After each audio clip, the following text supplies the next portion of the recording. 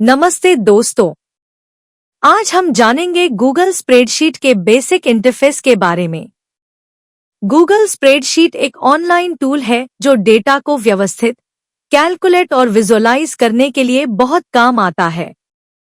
तो चलिए इसकी मुख्य चीजों को देखते हैं। स्प्रेडशीट का नाम बदलना। सबसे पहले स्प्रेडशीट का नाम बदलने के लिए ऊपर बाईं ओर दिख रहे अनटाइटल्ड स्प्रेडशीट पर क्लिक करें। यहां आप कोई भी नाम दे सकते हैं जिससे आपका दस्तावेज पहचानने में आसानी हो।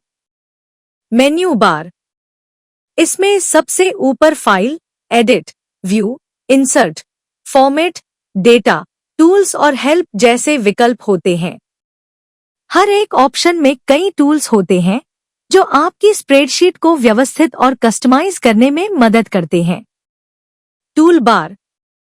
मेन्यू बार के नीचे टूल बार होता है जिसमें शॉर्टकट्स होते हैं, जैसे कि फॉन्ट बदलना, टेक्स्ट का रंग बदलना और टेक्स्ट को बोल्ड या इटैलिक करना।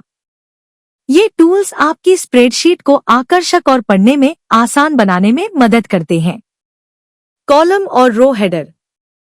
स्प्रेडशीट में कॉलम्स को ए, बी, सी और रोज को 1, 2, 3 से दर्शाया जाता है। ये हेडर्स आपको सेल्स को आसानी से पहचानने और डेटा को व्यवस्थित करने में मदद करते हैं। Formula bar. यह स्प्रेडशीट का एक खास हिस्सा है। किसी भी सेल में टाइप करके आप अलग अलग कैलकुलेशंस और फॉर्मूलेस का उपयोग कर सकते हैं। Sheet tabs. नीचे आपको शीट टैब्स दिखेंगे। आप एक ही डॉक्यूमेंट में कई शीट्स जोड़ सकते हैं। हर नई शीट में एक नया टैब जुड़ जाता है जिससे आप अलग अलग डेटा को व्यवस्थित कर सकते हैं। Formatting cells. किसी भी सेल को फॉर्मेट करना आसान है। आप सेल के बैकग्राउंड का रंग बदल सकते हैं, बॉर्डर जोड़ सकते हैं और टेक्स्ट का स्टाइल बदल सकते हैं ताकि डेटा और अधिक व्यवस्थित दिखे। यह था गूगल स्प्रेडशीट का बेसिक इंटरफेस। उम्मीद है कि अब आप इसे बेहतर तरीके से समझ पाएंगे और अपने डेटा को और भी अच्छे से मैनेज कर सकेंगे। अब हम सीखेंगे कि गूगल स्प्रेडशीट का उपयोग कैसे किया जाता है। इसमें हम हर एक टूल और फीचर के बारे में विस्तार से बात करेंगे। तो चलिए शुरू करते हैं। सबसे पहले अपने गूगल ड्राइव पर जाएं और नया बटन पर क्लिक करें। फिर गूगल स्प्रेडशीट चुनें। इससे आपकी नई स्प्रेडशीट खुल जाएगी। यहाँ हमें गूगल स्प्रेडशीट का इंटरफेस दिखाई दे रहा है। चलिए इसके मुख्य भागों को समझते हैं। मेन्यू बार का परिचय। यह है गूगल स्प्रेडशीट का मेन्यू बार। यहाँ पर आपको विभिन्न टैब्स मिलेंगे जो आपके काम को आसान बनाने में मदद करेंगे। अब चलिए इन टैब्स को एक एक करके समझते हैं। File tab. इस पर क्लिक करने पर हमें कई विकल्प मिलते हैं। न्यू, नई स्प्रेडशीट बनाने के लिए। ओपन, पहले से बनी स्प्रेडशीट खोलने के लिए। सेव, अपने कार्य को सहेजने के लिए।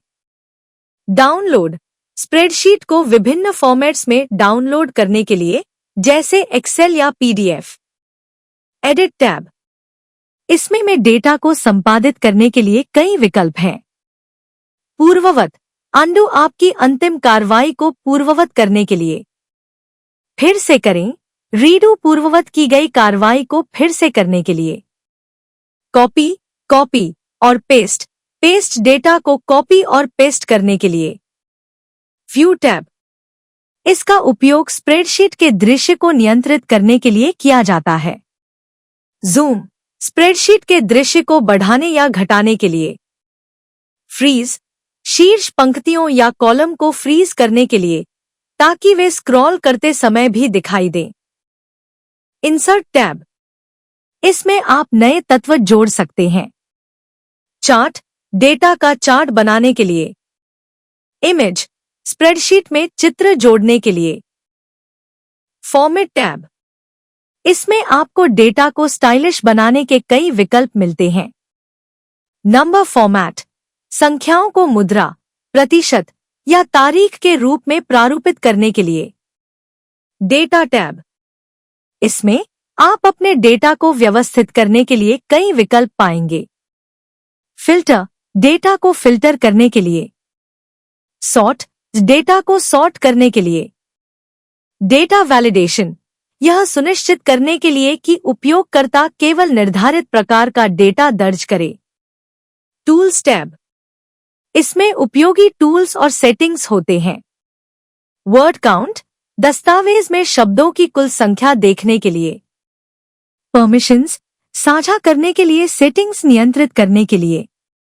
एक्सटेंशंस टैब, इसका उपयोग अतिरिक्त सुविधाएं जोड़ने के लिए किया जाता है। यहां आप विभिन्न ऐप्स और टूल्स पा सकते हैं जो गूगल स्प्रेडशीट की कार्यक्षमता को बढ़ा सकते हैं। हेल्प टैब, यदि आपको मदद की आवश्यकता है तो हेल्प टैब पर जाएं। यहां आपको उपयोगकर्ता गाइड, FAQ और गूगल स्प्रेडशीट के बारे में अन्य उपयोगी जानकारी मिलेगी। यह था गूगल स्प्रेडशीट के मेन्यू बार और उसके सभी टैब्स का परिचय। हमें उम्मीद है कि अब आप इनका उपयोग बेहतर तरीके से कर पाएंगे।